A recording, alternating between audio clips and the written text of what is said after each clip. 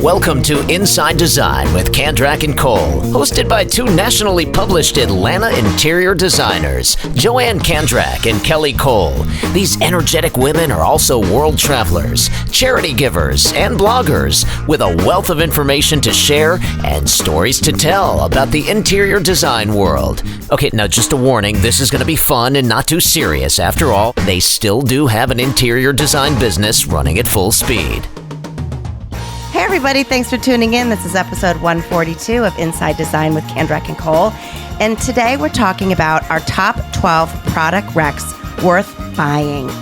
So as the commercial goes, we know a thing or two about products for the home, and decades in the business have taught us a lot about what products are worth investing in and where we can get creative with our budgets. Our clients lean on us for this type of expertise and guidance, and we consider it one of our greatest values as interior designers. We don't mince words with our clients, as you could probably expect, and hopefully they appreciate how much we care about every selection we make for their home or business, because we do take it very personally. Very seriously. Yes, we do.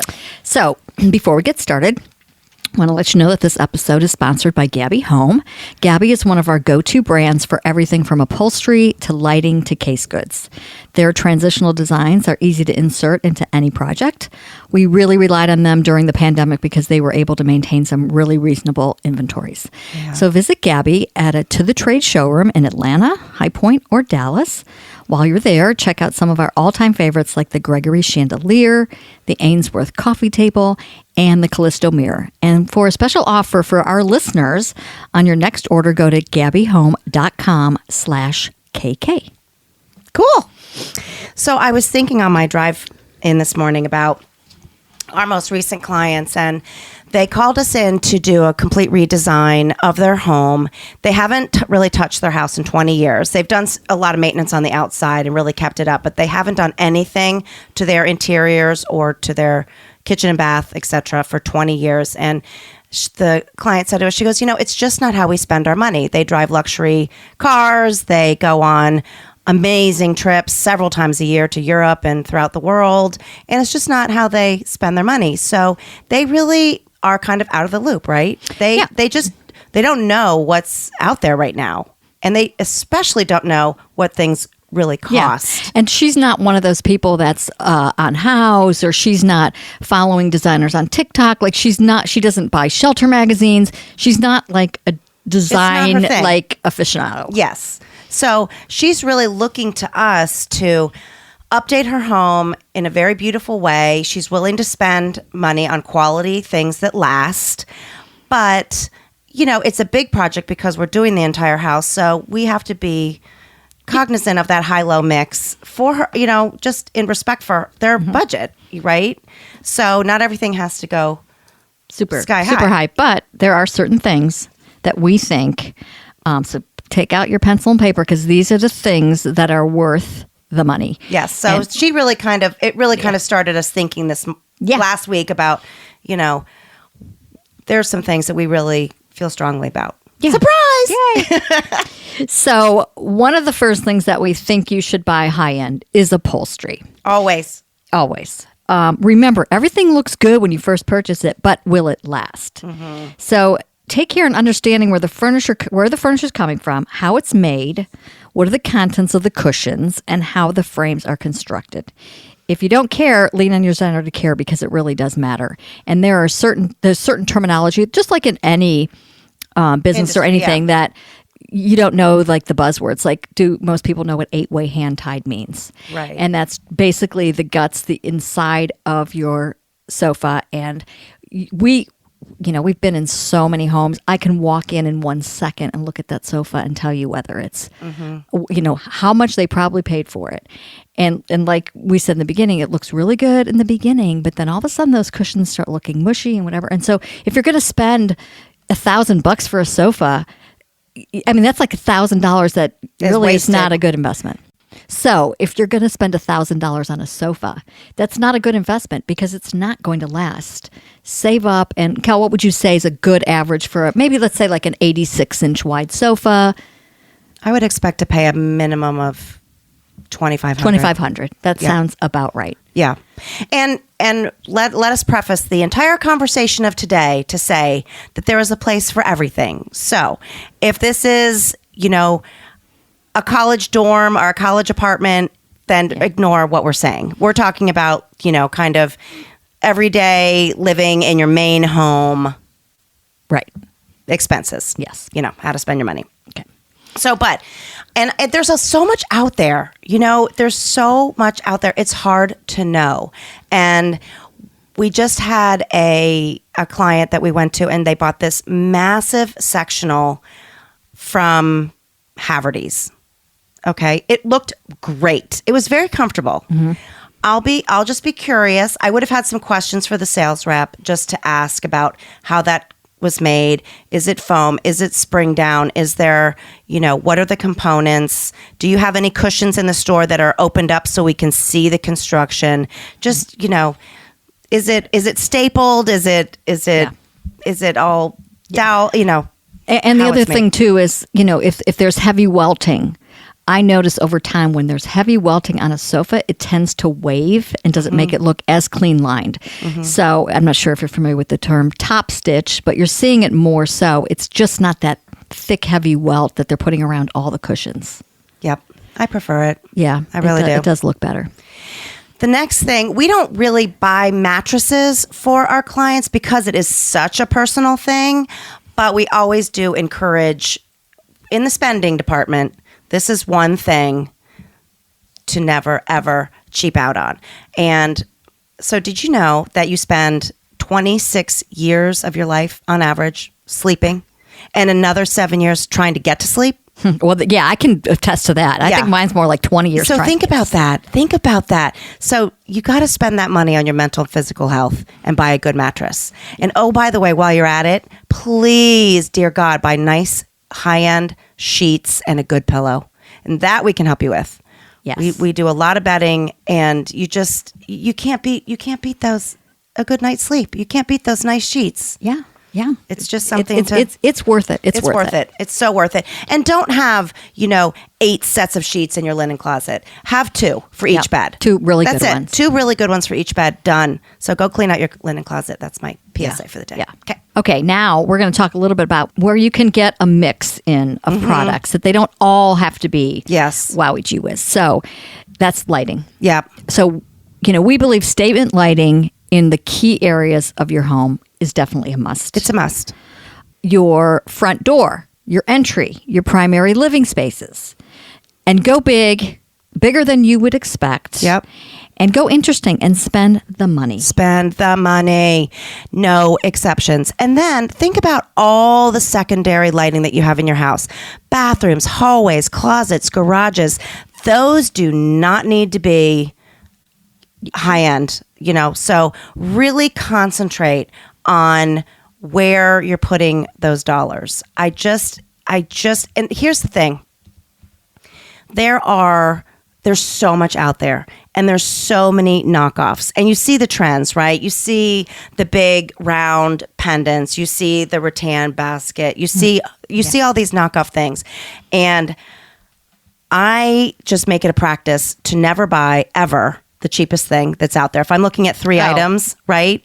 Yeah. You want to buy at least the medium priced item. There's a reason why something is so inexpensive. Yes, absolutely. And the same thing kind of with lamps.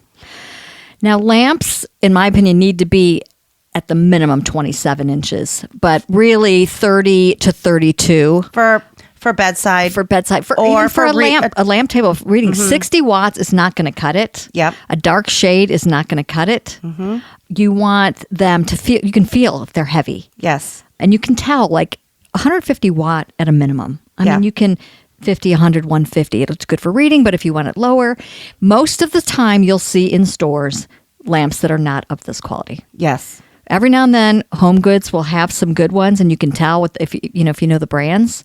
But 9 times out of 10, every home we go into does not have the right height, the right wattage, or the right shade.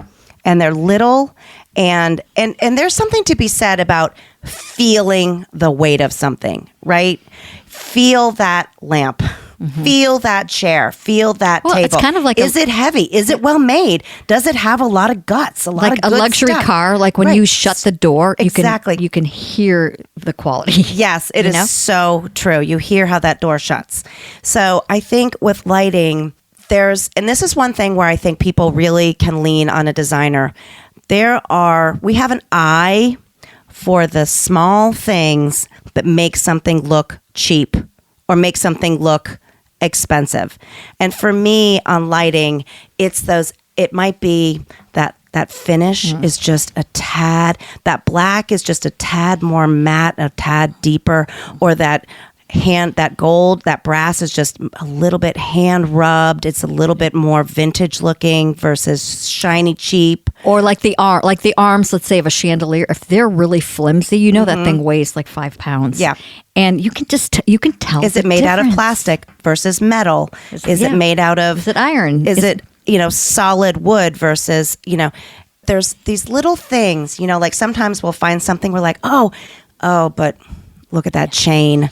Look at that wimpy chain, or look at the fabric chain, or look at the shade. It's nasty. The lamp isn't so bad, or it's a beautiful lamp, and then it has the base of it is some shiny cheap stuff. So it's just lighting to me makes a home, and I think it's something that we really have value for our as interior designers, because we carry a lot of lighting lines.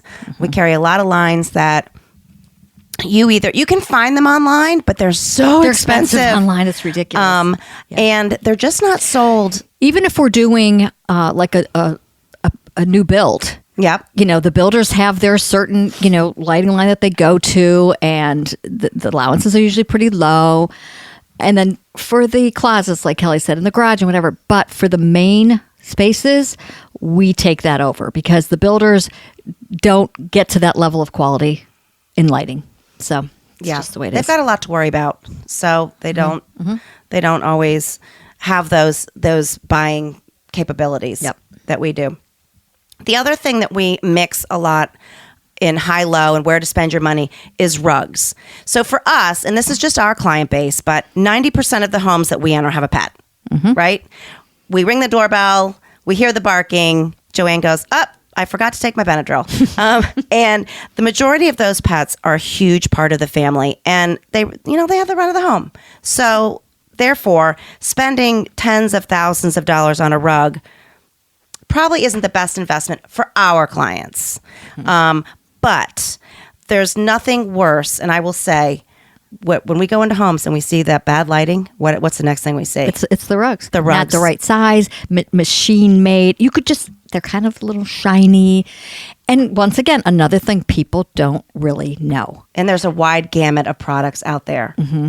So we really end up specifying new rugs for an entire house, and the size really is the main thing that we have to conquer first. They're always too small, and really just thinking about, obviously in your main living space you're going to spend some more money, right? Maybe upstairs in the kids' rooms or in bathrooms or spaces you might not have to spend as much money, but really paying attention to the quality.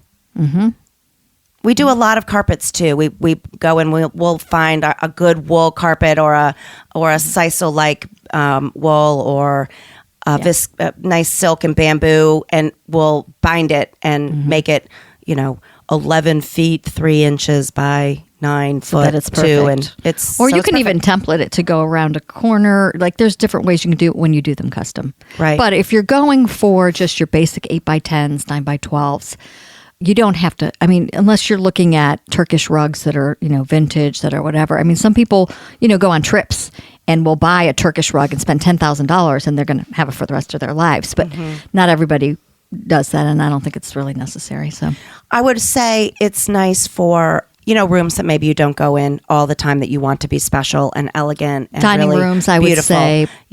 Like Motar Rugs at ADAC here in Atlanta. Their collection of rugs is stunning. The most beautiful rugs, and they're made to last. They're made to live forever. They're very, very, very durable. And if you don't mind, spending the money, then they probably can last in your primary spaces. But Yeah. it is a space where we really mix it up. Okay, next. A mix, you could do art, but lean high, once again, in your primary spaces. We've said it a million times that art makes the home. And whether it's collectibles, galleries, textiles, photographs that you put on the wall, it's another thing that just really defines your home.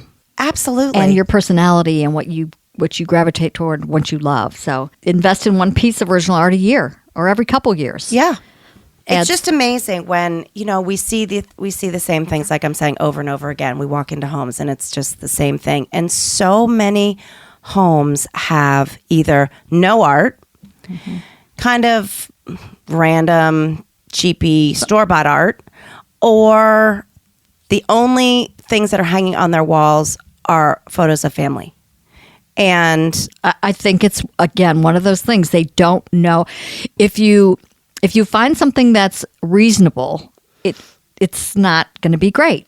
I mean, well, and art is expensive, and it's you need it big, right? We see this all the time, and it's the big art that we need to fill spaces and make things look fantastic. unless you're going to do a gallery. And that's a great way to put some original art. And both Kelly and I have galleries where we have smaller pieces that we've collected over time, and you can sort of mix and match with that. But it's one of those things where, like, once you make the investment and you love it, you're done. You're not going to change. You're not going to like it in 3 years or 4 years. Those are the things that you keep forever too. Yeah. But I think what we always encourage people is anything can go on the wall, right? It can be we were just at a client, and they had a beautiful Israeli blanket that was on the wall. It was gorgeous. It was just the most beautiful textile. It wasn't framed. It was just hung on the wall. It was gorgeous. The color palette made the whole room. So it could baskets. We love to do baskets on walls. Baskets. It could be a collection, baseball cards, recipe cards, anything can be framed. Anything can be put on the wall. I think anything can be made interesting. It has to have some meaning. Yes. I mean, don't just walk into a store and go, "Oh, I like that. I like that flower," on that piece. It has to have some meaning to it, whether it be from a trip you went on, or an artist that you follow, or it just speaks to you in some way. Like sometimes I look at a piece of art and I'm like, I don't know, I can't explain it, but that is beautiful to me. And I just, there's something about it. It's mesmerizing me. I love it.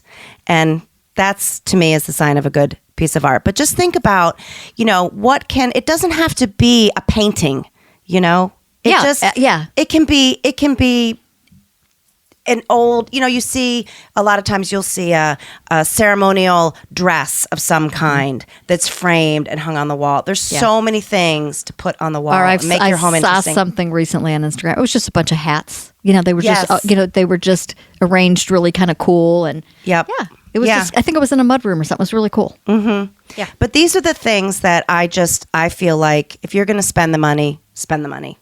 Window treatments, don't get us started. That was our last podcast. We talked all about window treatments, and it can make or break a room for sure. It can. I would almost rather see nothing than something like really cheap and dumb. I don't know how to say it, and again, they don't have to be in every room if your budget won't allow it, but custom window treatments make a space. And they are expensive. It's kind of like the sofa. If you spend once again, you're putting bad money after good. If you get the ready-mades and they don't fit right, they're not lined right. It's like you look at it and it's not right. Like when you get those custom window treatments and they're done right, it's one of those things where, like, those are perfect. Walk away. I'm done. I mean, like, I'm done. I'm not going to fuss about it. I'm not going to look at them and go, I didn't do it right. Right. But here's the other thing.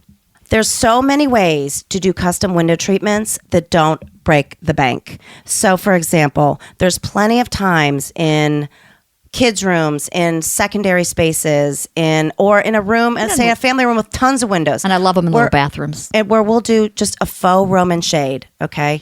A faux Roman shade does not take a lot of fabric. It does not, the labor is, mid-range. It's just a way to get a beautiful dressing on your window without breaking the bank. Same with cornice boards.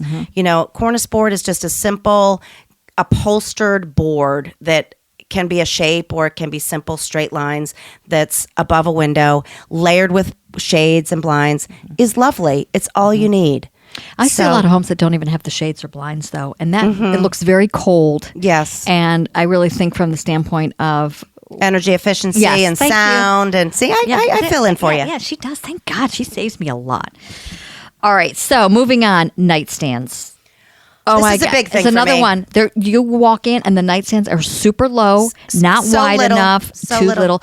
Always go bigger than you think. And multifunctional. I mean, now, more of that. I mean, you want drawers. I mean, you want to hide some of that stuff. And then you want to be able to, like, maybe have your USB or where you can hide stuff, because nightstand, I have to say, mine gets pretty.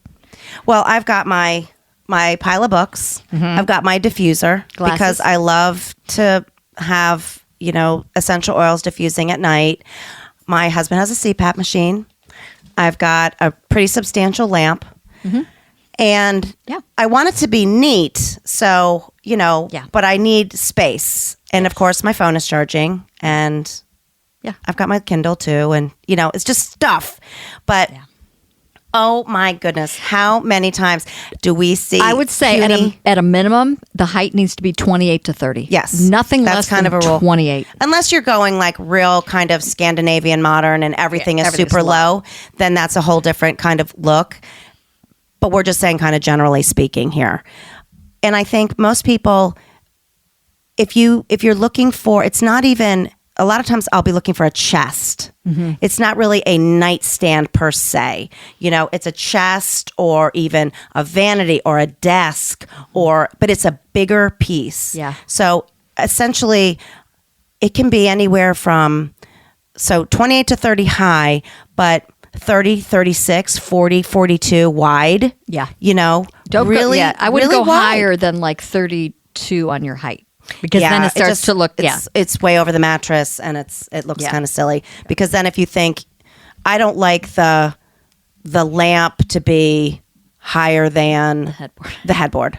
It's just, it can, maybe I just don't like it to be too much higher. Yeah. So, but that's a big thing. So the next time when you go upstairs, go look at your nightstands.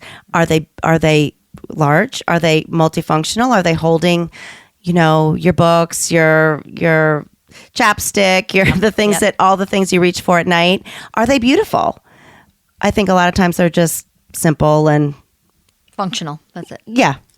But they really can be a piece, and they don't have to match. I like the heights to be the same. Picky about the heights being the same, but they do not need to match. And one can be something totally different. In my daughter's rooms, one's a vanity, one's a nightstand. In another room, I've got a desk on one side and a nightstand on the other. But they're this, relatively the same height, just so the lamps are symmetrical. Yeah. Custom closets. This is another thing. You don't know what you don't know or what you haven't experienced, So, and I find that a lot of houses that we go into, people are always screaming, they don't have enough room.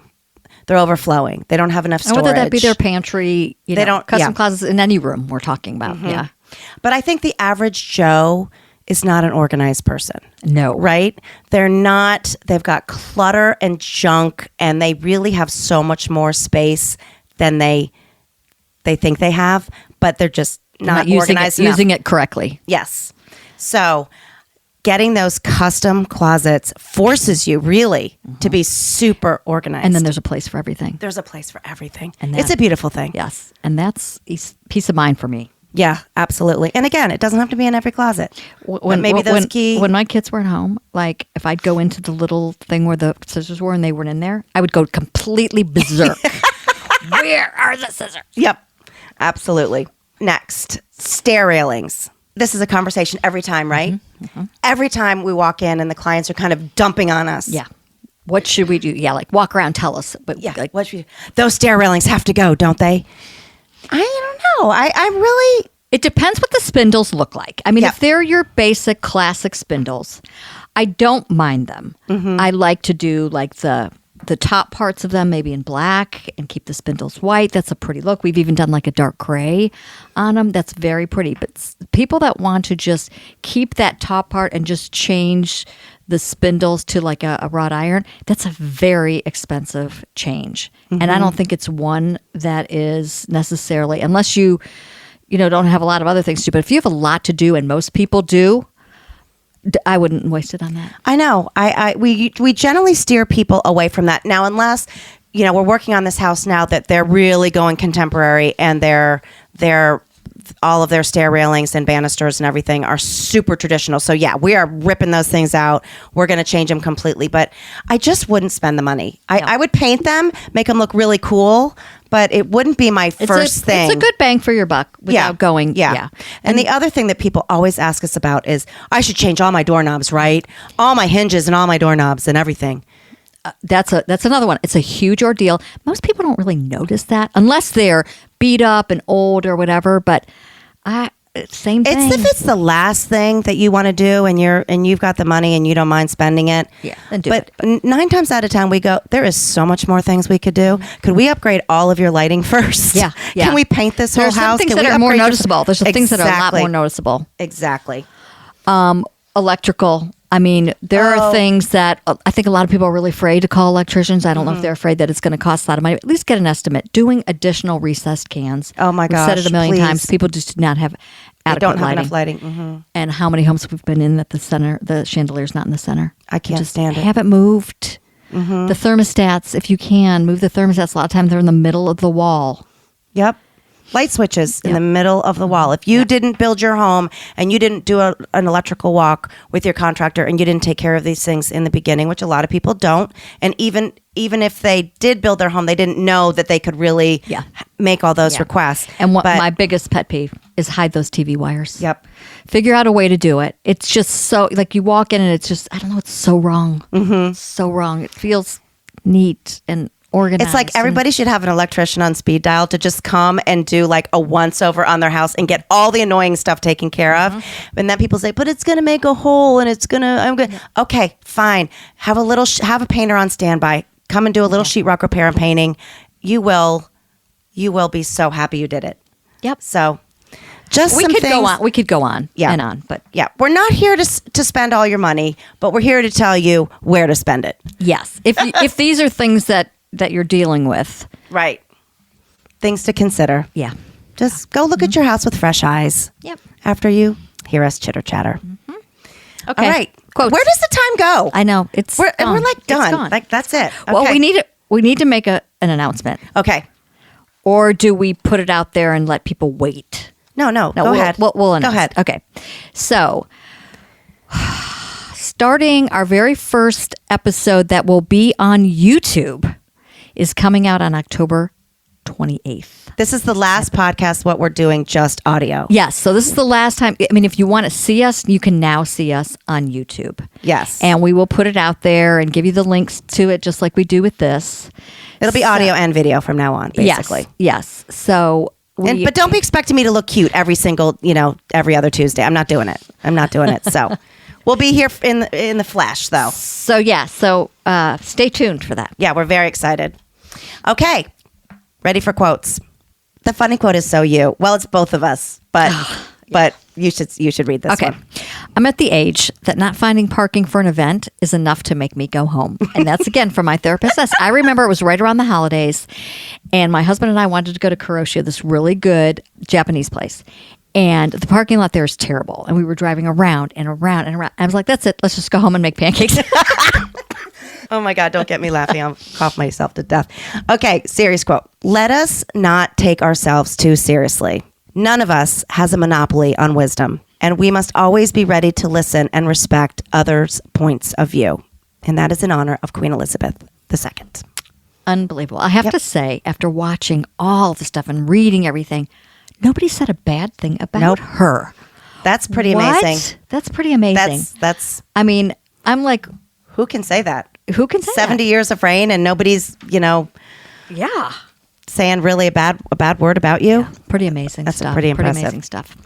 All right. So thank you again to Gabby for sponsoring us. And be on the lookout for Inside Design with Kandrac and Kole on YouTube.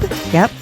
Watch us chitter chatter. Watch us chitter chatter. All right. Thanks, everybody. Thanks for listening. Join Joann and Kelly weekly for a lively conversation about trends, travels to industry events, current design projects, the good, the bad, and the ugly, do's and don'ts, product recommendations, and more. Be sure to follow the fun on Facebook. They're on Instagram at Kandrac Kole, and of course, you've got to visit them online at kandrac-kole.com for more information.